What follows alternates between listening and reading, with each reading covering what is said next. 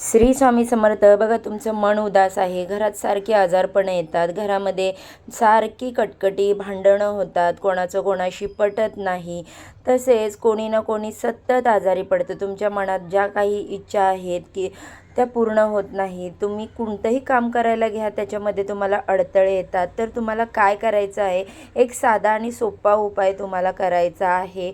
ओंजळभर किंवा तुम्हाला शक्य होईल तेवढी पांढरी फुलं घ्यायची. ती फुलं हातात घेऊन तुम्हाला तुमच्या सर्व घरभर फिरायचं आहे. त्यानंतर तुमच्या घराजवळच असलेल्या शिवमंदिरात जाऊन त्या शिवपिंडीवरती ही फुलं अर्पण करायची आहे. तसेच शिवपिंडीवरती एक तांब्या जल अर्पण करायचं आहे आणि कुंदकेश्वर महादेवांचं स्मरण तुम्हाला करायचं आहे. तुमच्या सर्व ज्या काही अडचणी आहेत त्या महादेवांना सांगायच्या आहेत आणि तुमच्या इच्छापूर्तीसाठी कुंदकेश्वर महादेवांचं दर्शन घ्यायचं आहे.